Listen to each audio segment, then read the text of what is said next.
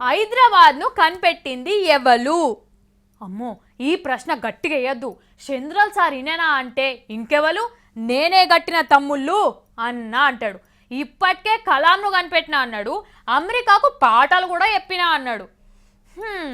అసలు ముచ్చట ఏంటంటే ఇప్పుడు మన హైదరాబాదు అమెరికాని మించిపోతుంది. రాత్రి అయితే చాలు దాటిపోతుంది కూడా. కావాలంటే చూడరి, రాత్కా నయా హైదరాబాద్. ఏమో అనుకున్నాం కానీ మన హైదరాబాద్ జోరుగానే డెవలప్ అవుతుందో. ఇంకో 2-3 ఏళ్లలో అమెరికా, సింగపూర్ అసలు దేశాలనే ఎన్కేసి దూసుకపోదట్టు కొడుతుంది. జర సైజుడుండ్రి. ఇంతకు దేంట్లో అనుకుంటున్నారా? ఆయనతో మొగులు విద్దాంక కట్టే బిల్డింగులు, నూనె పోసి ఎత్తుకునేటట్టు నున్నగా ఎడల్పుకుండే రోడ్లు, పచ్చని పార్కులు, పెద్ద పెద్ద కంపెనీలు అనుకుంటున్నారా? అవిట్లలో కాదు మేము చెప్పేది. ఇగో ఈ పబ్బులు, క్లబ్బుల ముచ్చట.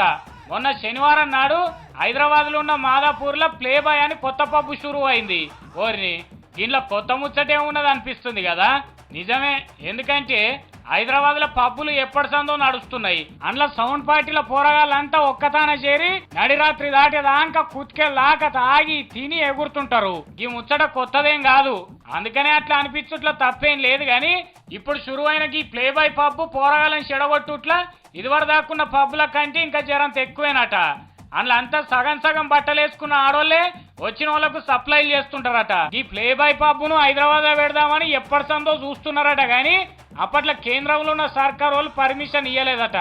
మరి ఇప్పుడు ఎట్లా సంపాదించిండ్రో ఏమో కానీ మొత్తానికి పబ్బును షురువు చేసిండ్రు.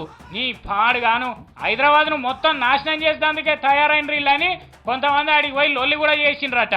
ఆయనతో పోలీసు వాళ్ళు ఆడికి చేరి ఇట్లా లొల్లి పెట్టుడు పద్ధతి కాదని అలాని అరెస్ట్ చేసిండ్రట. ఇన్నరా కొత్త షరతులు పెట్టి ఈ పబ్బుకు పర్మిషన్ ఇచ్చిండ్రట.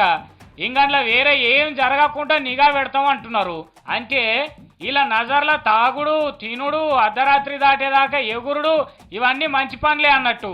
చూడుండ్రిగా సర్కారు వాళ్ళు కూడా ఈ తీరులో ఆలోచన చేసి ఇటువంటి పబ్బులకు, క్లబ్బులకు పర్మిట్లు ఇస్తే పోరగాళ్ళు చెడిపోకుండా మంచుకుంటారు ఇక. కానీ ఈ లెక్క చూస్తుంటే పబ్బుల కల్చర్లా హైదరాబాద్ వాళ్ళు దబ్బున్నే అమెరికాను దాటిపోవడం గ్యారంటీ అనిపిస్తుంది.